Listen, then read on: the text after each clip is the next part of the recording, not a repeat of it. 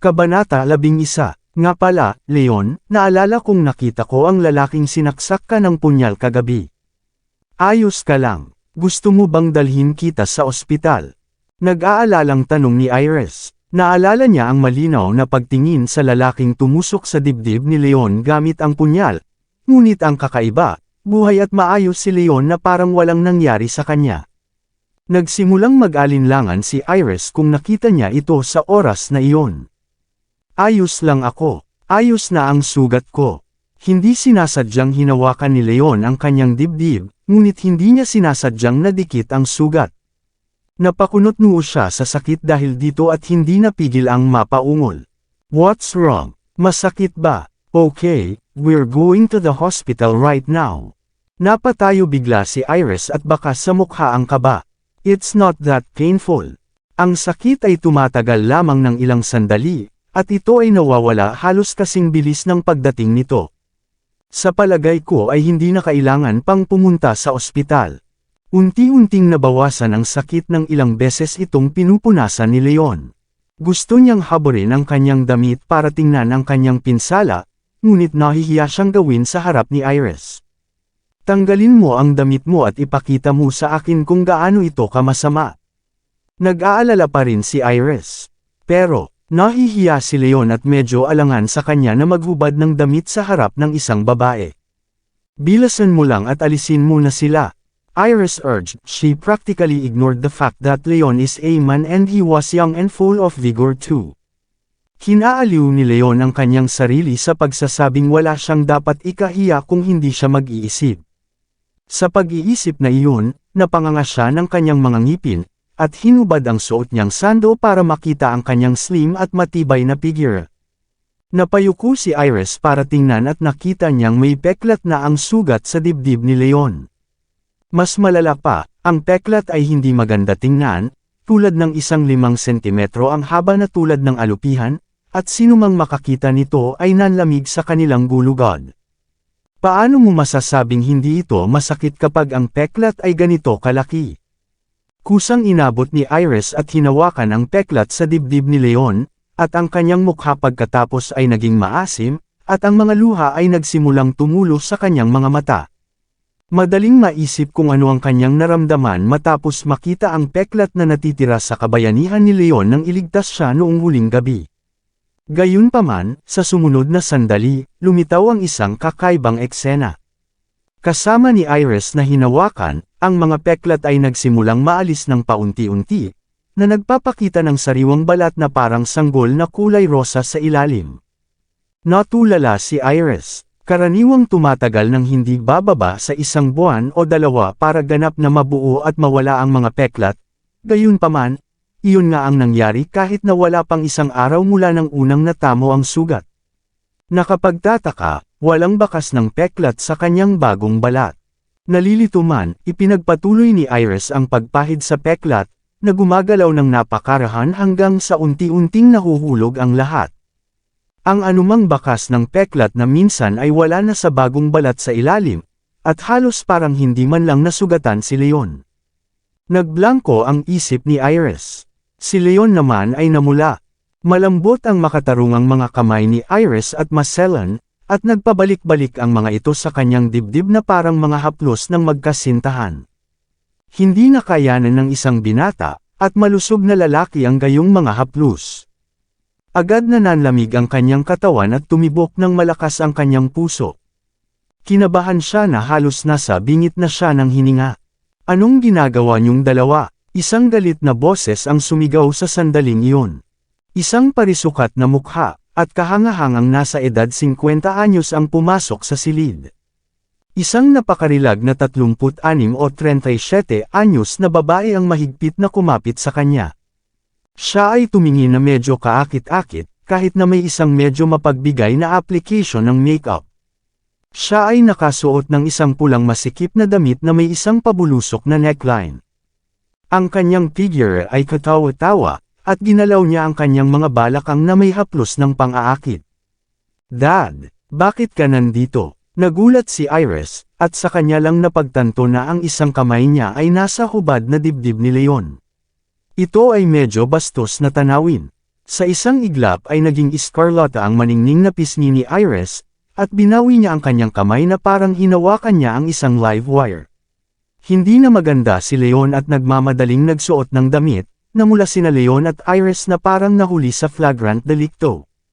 Kung hindi ako pumunta dito, hindi ko matutuklasan na nagpapalaki ka ng isang hindi kulturang lalaki sa bahay. Malamig na saway ng medyo may edad na lalaki. Sinong tinatawag mong uncultured? Bakit kailangan mong sabihin ang isang bagay na napakasakit? Kaibigan ko si Leon. Nothing is going on between us. Iris shows her displeasure. Are you honestly telling us there's nothing between you two when you touched him like that? Sinong niloloko niyo? Hindi ka ba maaaring magkaroon ng kaunting dignidad sa araw, Iris? Maaari mo ring kunin ito sa bakuran. Sarkastikong ngumiti ang napakarilag na babae. It's none of your business. I can do whatever I want, and you have no right to order me around. Iris glared at her, and the animosity between them already starting to intensive. Gilbert, look at her. She's being cheeky, and rude. Niyugyug ng napakarilag na babae ang braso ng nasa katanghaliang gulang na lalaki with a pretentiously pouty expression. What's gotten into you, Iris? Gustuhin mo man o hindi, nanay mo pa rin si Daisy. Paano mo siya kakausapin ng ganyang ugali? Saway ni Gilbert. She's not my mother.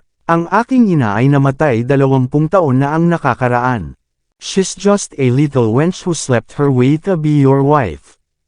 Ano ang nagbibigay sa kanya ng karapatang maging ina? Iris sneered. Narinig mo ba yun, Gilbert? Tinawag niya akong bakla. Humihikbi na sabi ng maselang si Daisy. You're being disrespectful. At rebelde. Galit na galit si Gilbert at itinaas niya ang palad niya na balak sampalan si Iris. Sige, walang nagmamalasakit sa akin sa pamilya simula nang mamatay si nanay. Si Lolo lang ang nagbibigay ng dam. Why don't you just kill me and be done with it? Matigas ang ulo ni Iris at ayaw sumuko. How dare you? Nanginginig sa galit si Gilbert.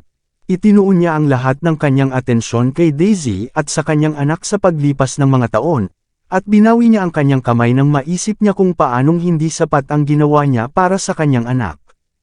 It's about time that you consider marriage, Iris, and I have no objections kung may boyfriend ka. Gayunpaman, dahil sa background ng ating pamilya, dapat kang makakuha ng isang kasintahan na karapat-dapat sa iyong katayuan. Pinigil ni Gilbert ang kanyang galit, at itinuro si Leon, at sinabi ng mapanlait, tingnan mong mabuti ang lalaking ito. Ang kanyang damit ay halos kasing punit-punit ng isang pulubi. Is he the kind of man that is fit to be your boyfriend? I've already told you that Leon is my friend, not my boyfriend. At hindi rin siya pulubi. Iris was incredibly unhappy. You're both practically living together. Ano pa kaya siya kung hindi mo siya boyfriend? Itinuturing mo ba kaming tanga ng tatay mo? Pang-iinis ni Daisy sabay sa mapanlait na ekspresyon. Napanatili mo ang harapan ng kadalisayan sa lahat ng mga taon na ito. May mga chismis na virgin ka pa, kaya maintindihan mo kung gaano ako nagulat na ang iyong pribadong buhay ay napakagulo. Gaano ka ba ang pagkahulog mo sa isang relasyon sa isang taong kaawa-awa ang hitsura niya? Nagalit si Iris sa sinabing yun at nagsimula siyang maglabas ng lahat ng uri ng kalokohan. Ikaw, sige, inaamin ko, boyfriend ko si Leon, at in love ako sa kanya. Ayan, masaya ka na ngayon. Naiinis si Iris matapos pagtawanan ni Daisy, kaya nagpa siya siyang hawakan ang braso ni Leon at kumilos ng buong pagmamahal sa kanya. Napatulala si Leon. Napatitig siya kay Iris at nakaramdam siya ng pagkahilo sa nangyari. Oh, aamin ka na ba ngayon? Daisy sneered, namula ang mukha ni Gilbert bago namula sa galit. Kinuha niya ang tseke, isinulat ang isang random na numero, at direktang ibinato sa mukha ni Leon. I don't care who you are or where you came from, kid, but I won't let Iris be associated with you. Narito ang 700,000. Kunin ang pera at iwanan kaagad ang aking anak na babae. At kung maglakas loob kang guluhin siya muli sa hinaharap, masisiguro kung mamamatay ka nang walang nakakaalam. Lumunok si Leon at buong pananabik na pinanood ang pagbagsak ng tseke sa lupa. Ang 700,000 ay isang astronomical na halaga para sa isang tao na walang pera. Gayunpaman, alam ni Leon na hindi niya maaaring kunin ang pera dahil hindi ito sa kanya. Marami kang pera. Sa palagay mo ba ang pagkakaroon ng pera ay napakahusay mo? Nasabi ko na sayo na gusto ko si Leon. Hindi ako magpapakasal sa iba maliban sa kanya. Walang paraan na papayag akong paghiwalayin mo kami, kahit sa patay kong katawan. Iris retorted, growing up, she never received any fatherly love ever since her mother passed away. Sa tuwing kailangan niya ito, pinapakalma lang siya ng kanyang ama sa pamamagitan ng pagbibigay sa kanya ng pera. Matagal na itong umabot sa puntong nagsawa na siya sa kanya. Sige, suit yourself. Hahanapin ko na ang lolo mo. Namumula sa galit ang mukha ni Gilbert at tumalikod na siya para umalis. Sa paglipas ng mga taon, lumala ang hiwalayan ng mag-ama, at ang kanilang relasyon ay lumala habang lumilipas ang mga taon. Kasama ang kanyang anak na babae all grown up and having both her own company and career, hindi siya nito makontrol kahit na gusto niya. Iniwan niya ang kanyang paningin bago umupo muli sa sofa na may maasim na ekspresyon. Ibinuka ni Leon ang kanyang bibig para aliwin si Iris, ngunit hindi siya marunong magsalita kaya hindi niya alam kung ano ang sasabihin. Maya-maya pa, unti-unting kumalma ang kalooban ni Iris. Sorry, Leon. Sinabi ko lahat yun para lang asarin ang tatay ko at si Daisy. Hindi ko sinasadyang gamitin ka bilang isang kalasag. I hope you don't mind, paumanhin na sabi ni Iris. I know. And I don't mind. Mariing sabi ni Leon. Si Iris ang panganay na binibini ng mga young, hindi tulad ng isang divorce na katulad niya. Kilala rin siya bilang isang walang kwenta na walang mga magulang at walang anumang pag-asa sa buhay. Ang agwat sa pagitan nilang dalawa ay parang pinagkaiba ng lupa at langit. Hindi siya umaasa na magugustuhan siya ni Iris ng totoo, at halos tiyak na hindi kailangang umasa ng anumang bagay na hindi makatotohanan mula sa kanya. Maliligo muna ako. Saglit na nanahimik si Leon bago nagmamadaling lumabas ng sala. Pagkatapos niyang maligo, nagpalit si Leon ng mga high-end na damit na binili ni Iris para sa kanya, at ang buong pagkatao niya. Agad na naging mas sariwa kaysa dati. Nagkaroon din ng napakalaking pag-unlad sa kanyang pananaw, halos ilang beses na kaysa noon. Likas na lumiwanag ang mga mata ni Iris nang muling tumingin kay Leon. Gaya nga ng kasabihan, damit ang nagpapaganda sa lalaki. Hindi naman masama ang hitsura ni Leon sa kanyang sarili, kaya ang suit na suot niya ay nagmukhang mas elegante, at halos parang isang nangungunang tao sa lugar ng trabaho o isang dominanteng lalaking CEO. Sa pangkalahatan, ang hitsura ni Leon ay nahulog sa kategorya ng kaakit-akit na uri. Maaaring hindi siya gaanong namumukod tangi sa unang tingin, ngunit mas lalo siyang gumanda sa bawat pagdaan ng tingin at nagtataglay ng kakaibang alindog ng lalaki. Sa puntong iyon, ang yaya na si Jenny, ay naghanda ng tanghalian sa kusina pagkatapos bumalik mula sa isang maikling pagtakbo sa grocery. Umalis si Iris sa bahay ng kanyang pamilya at namuhay mag-isa mula nang magtapos siya sa unibersidad. Sa halip na manatili mag-isa sa villa, kumuha siya ng isang yaya na nagngangalang Jenny para mag-asikaso sa lugar. Pagkatapos ng tanghalian, tinanong ni Iris, Leon, alam ng lolo ko na niligtas mo ako kagabi at gusto kanyang makita. Magiging komportable ba ito para sa iyo ngayon? Sure. Tumango si Leon at umalis kasama si Iris. Ang manor ng Youngs ay isang malaki, tipikal na lumang istilong mansyon na nakatayo sa gitna ng isang hardin. Sa loob ng pangunahing bulwagan, sinundan ni Leon si Iris at nakilala si Elder Young, ang pinuno ng mga Young. Ang 70-something na si Elder Young ay nakaupo sa pangunahing upuan ng bulwagan. Siya ay tila may napakabait na karakter, ngunit sa parehong oras, siya ay nagtataglay ng isang kalmado at medyo walang malasakit na aura ng isang piling tao na nanatiling isang kilalang tao sa buong taon. Ang kalusugan ni Elder Young ay lumalala sa nakalipas na 2 taon, at ang sanhi na malamang sa kanyang katandaan. Lumalala ito araw-araw, kaya't nagpasya siyang umupo sa likuran at ibigay ang pamamahala sa mga gawain ng kumpanya sa kanyang anak na si Gilbert. Gayunpaman, nanatili siyang patriarka at espiritual na haligi ng mga Yang. Habang siya ay nabubuhay, ang pundasyon ng Yangs ay patuloy na mananatiling matatag, hindi natitinag, na parang bato na matigas. Maraming salamat sa lahat ng sumusubaybay. Please subscribe and follow my YouTube and Facebook channel, Pilipino Novel. Maraming salamat po. Bukod kay Elder Yang, umupo rin sa tabi niya sina Gilbert at Daisy sa bulwagan.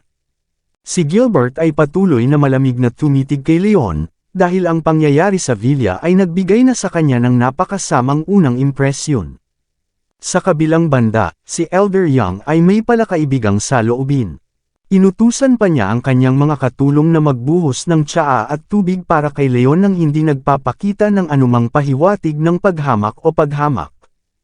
Hayaan mong ipakilala kita kay Leon, Lolo. Siya ang nagligtas sa akin kagabi. Isinalaysay ni Iris ang buong kwento. Maraming salamat sa pagligtas mo sa buhay ng apo ko, Leon. Lagi naming tatandaan ang iyong kabaitan. Ang biyaya ng isang tao, gaano man kaliit, ay palaging ibabalik sa uri. Sabihin mo sa akin, may gusto ka ba? Gagawin ng aming pamilya ang aming makakaya upang matupad ang iyong mga kahilingan. Magiliw nang umiti si Elder Yang. Salamat pero wala akong gusto. Umiling si Leon. Iniligtas niya si Iris noong nakaraang gabi dahil sa tunay na hustisya. Hindi niya kailanman naisip na makakuha ng kapalit, at bukod pa, ayon sa teorya ay ginantimpalaan niya ang sarili sa sandaling na iligtas niya ito. Bukod dito, nakatulong na si Iris na maibalik ang ilan sa kanyang dignidad sa pamamagitan ng pagtuturo kay Brody ng leksyon sa ngalan niya sa Civil Records Office. Naging pantay na sila. Sigurado ka ba? Mag-isip ng mabuti. Kapag nalampasan mo na ang tren na ito, hindi ka na makakasakay dito. Ibinaba ni Elder Yang ang tasa ng tsaa sa kanyang kamay at isang mahigpit na kislap ang walang kamalay-malay na sumili sa kanyang mga mata. Hindi niya alam kung talagang walang hinihintay na kapalit si Leon, o kung sinubukan niyang gawing kalamangan ang sitwasyon, halimbawa, sa pamamagitan ng pagkuha ng pagkakataon na iugnay ang kanyang sarili sa kanilang pamilya. Sigurado ako, wala akong gusto. Umiling pa rin si Leon. Magsasalita pa sana siya nang pagmasdan niya ang mukha ni Elder Yang. Hindi siya sigurado kung ito ay isang uri ng ilusyon, ngunit malabo niyang nakikita ang ilang mga tipak ng kulay abu-puting aura at may lilang kulay sa mga sulok ng noo at labi ni Elder Yang, ayon sa pagkakasunod-sunod. Makalipas ang ilang segundo, isang hindi pamilyar na alaala ang pumasok sa kanyang isipan, at isang kulay abo na aura sa noo ang tanda ng buhay na nanganganib sa kamatayan, habang ang maberde-lilang kulay sa sulok ng mga labi ng isa ay nagpapahiwatig ng isang malubhang karamdaman. Natigilan si Leon sa naalala at nagising kaagad. Tila ito ay isang uri ng mga minanang alaala na iniwan ng kanyang ninuno noong nakaraang gabi. Muntik na niyang makalimutan ang mga ito dahil wala na siyang panahon para mas malalim pa ang mga alaalang iyon simula noong nangyari noong nakaraang gabi. Gayunpaman, ang mga alaalang iyon ay malalim na nakaukit sa kanyang isipan, at ito ay dumating sa unahan tulad ng isang babala na automatikong inilabas kapag ang oras ay tama. Bakit parang spaced out ka, Leon? Naramdaman agad ni Iris na may hindi tama kay Leon, kaya't hinailan niya kaagad ang braso nito.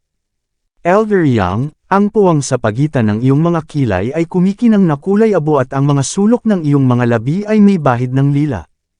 Malapit ka ng pumanaw, bulalas ni Leon. Ano? Ang mga salita ni Leon ay parang bombang nuclear na nagpasindek kay Iris at sa iba pa. Nabulunan pa si Elder Yang nang siya na hinigup niya at iniluwa lahat iyon. Subukan mo man lang magpakita ng sinseridad, kid. Naging mabait ang aking ama na anyayahan ka rito, ngunit ang una mong gagawin ay isumpa siya hanggang sa kanyang kamatayan. Sinusubukan mo bang asarin kami? Umungol si Gilbert at pinatong ang mga kamao sa mesa bago tumayo. Lumubog din ang mukha ni Elder Yang. Nauna niyang hinala si Leon na tinanggihan ang alok na makakuha ng higit pa, at tila napatunayang tama ang kanyang hinala. Lumilitaw na naglalaro si Leon ng ilang mga trick, kahit na hindi pa alam kung anong uri ng trick ang kanyang nilalaro. Sa sandaling iyon, nawala kaagad ang bahagyang pagmamahal niya kay Leon. Ano bang nangyari sa'yo, Leon? Ang aking lolo ay ganap na malusog. Anong kalokohan ang sinasabi mo? Malungkot ding tumingin si Iris kay Leon. Ako, baka nagkamali ako. Sorry, hindi ko sinasadya. Namula ang mukha ni Leon at agad siyang humingi ng tawad. Sa kaibuturan niya, sinisi niya ang kanyang sarili dahil sa pagiging madaldal niya. Ayos lang. Maaaring isa lamang itong hindi pagkakaunawaan. Medyo lamambot ang ekspresyon ni Elder Young, ngunit ang kanyang impresyon kay Leon ay naging lubhang masama. Kung hindi nailigtas ni Leon ang buhay ni Iris, nakuha ng matanda ang isang taong magpapalayas kay Leon. Noon ay umalangaw sa bulwagan ang ingay ng nagmamadaling pagtakbo. Agad na pumasok ang isang kasambahay. Ang dakilang banal na doktor, si Graham Elliot, ay narito. Papasukin mo siya, mabilis na sabi ni Elder Young. Wala pang isang minuto, pumasok ang isang may uban, na nasa 60 o 70 anyos na lalaki kasama ang kanyang katulong. Graham, mangyaring umupo sa iyong upuan. Sinalubong si Elder Young ng maraming tao, na lahat sila ay bumati sa kanya ng may paggalang at magalang. Ang lalaki, si Graham Elliot, ay isang kilalang awtoridad sa medisina sa Springfield City. Siya ay isang master ng gamot at pressure point treatment, na umaabot sa taas ng pagiging perpekto sa kanyang mga nagawa. Ang kanyang antas ng karunungan sa parehong konvensyonal at alternatibong gamot ay hindi pangkaraniwang mataas, na nakakuha sa kanya ng titulong banal na doktor at ang moniker, Pressure Point King. Kabanata 15. Sa mga tuntunin ng pagkakakilanlan, background, o negosyo ng pamilya, si Graham ay mas mababa sa isang kilalang pamilya gaya ng mga Young. Pagdating sa reputasyon at katayuan, gayunpaman, siya ay kapantay man lang ni Elder Young. Kung tutusin, kikilalanan siya ng sinumang magkasakit bilang pangunahing doktor sa Springfield City. Maraming mayayaman at makapangyarihang mga tao ang naghanap sa kanya para tretuhin sila. Sana mapatawad mo ako sa biglaang pag-abala sa iyo, Elder Young. Nais kong suriin muli ang iyong kalagayan. Hinaway ni Graham ang kanyang mga kamay at ngumiti. Si Elder Young ay dumanas ng biglaang karamdaman kalahating buwan na ang nakalipas, kung saan naninikip ang kanyang dibdib at nahihirapan siyang huminga. Si Graham ang nagpagaling sa sakit ni Elder Young noon, at sa pagkakataong iyon, nagkasundo silang dalawa na isa pang pagsusuri ang gaganapin sa loob ng kalahating buwan, at kung walang lumabas na isyu sa pagsusuring iyon sa ibang pagkakataon, maaaring ituring na ganap na gumaling ang kondisyon. Salamat sa pagkuha ng problema, Graham. Mas welcome ka, Elder Young. Ito ay kinakailangan. Pagkatapos ng ilang simpleng paggalang, sinenyasan ni Graham si Elder Young na maupo. Pagkatapos ay nagsimula siyang kunin ang pulso ni Elder Young habang tinitingnan ang kutis ng huli paminsan-minsan. Unti-unting naging matigas ang mukha ni Graham. Bumilis ang tibok ng puso ni Gilbert, at hindi niya maiwasang magtanong, "Kumusta ang kutis ng aking ama, Graham?"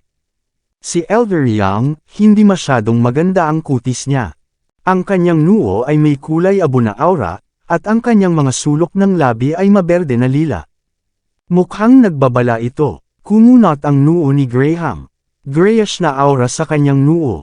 Greenish-purple lip corners. Nagulat ang lahat, pati si Gilbert, nang marinig ang mga sinabing iyon. Agad silang napalingon sa direksyon ni Leon. Naalala nila na ganoon din ang sinabi ni Leon kanina. There's nothing to worry about though. Normal ang pulso ni Elder Young, kaya dapat maayos ang lahat, pag-aaliw ni Graham. Mabuti naman, nakahinga ng maluwag si Gilbert kasama ang lahat, at mas lumapit kay Graham dahil ang huli ay isang dalubhasa sa medisina. Paano kung gumamit ako ng ilang kagamitan upang maingat na suriin muli si Elder Young para matiyak na ayos ang lahat? Nag-isip si Graham saglit. Tumango si Gilbert. Oo naman. Mayroon kaming ilan sa itaas. Karamihan sa kanila ay ang pinakabagong mga pagsulong sa teknolohiya. Umakyat sina Graham, Gilbert, at lahat ng iba pa. Sumunod din si Iris dahil nag-aalala siya sa kalusugan ng kanyang lolo. Si Leon, sa kabilang banda, siya na lang ang natitira na nakatayong awkwardly sa bulwagan, dahil hindi nararapat na sumama sa kanila o umalis. Hindi nagtagal, bumalik sina Graham, Gilbert, at ang iba pa. Normal ang lahat ng suriin ko siya kanina. Marahil ay nag-o-overthink lang ako. Ang iyong mahinang kutis ay maaaring pagkawala ng sigla at dugo, kaya't magre-race ata ako ng isang bagay upang mapunan ang mga ito. Dalhin ito sa loob ng ilang araw at pagmasdan kung ano ang mali. Pagkatapos bigyan ni Graham ng race ata si Elder Young, nagpaalam na siya at naghanda na umalis. Ibinuko ni Elder Young ang kanyang bibig upang magsabi ng isang bagay, ngunit isang matinding sakit ang tumusok sa kanyang puso at nagsimula siyang umubo ng marahas. Sa loob ng ilang segundo, nagdilim ang paningin niya at bumagsak siya sa lupa. "Dad, ayos ka lang ba?" Nagulat si Gilbert sa nangyari at agad niyang binuhat si Elder Young. Noon lang niya napagtanto na nakapikit ang mga mata ni Elder Young, halatang nahimatay siya. "Graham, anong nangyayari? Bakit biglang nahimatay si Lolo?" Nag-aalalang tanong ni Iris. It can't be. Huwag kang mag-alala, kukunin ko ang pulso niya." Nagulat din si Graham, at agad siyang yumuko para tingnan ang pulso ni Elder Young. Si Elder Young ay nagkaroon ng malakas at normal na pulso kanina ngunit iyon ay naging mahina at tahimik. Maging ang kanyang tibok ng puso ay hamina ng husto, at ang kanyang buhay ay nasa panganib. Napakasama ng kanyang sitwasyon. Kakailanganin ko siyang bigyan ng pressure point treatment.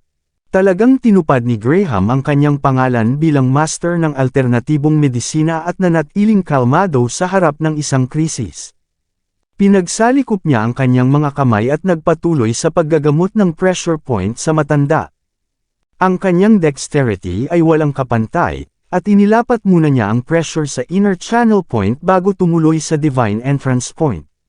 "Sandali, hindi mo magagawa ang ganyan. Papatayin mo lang ang matanda." Nang malapit ng idiin ni Graham ang kanyang kamay, bigla siyang hinarang ng kalapit na si Leon. "Somewhat behind the ears nobody.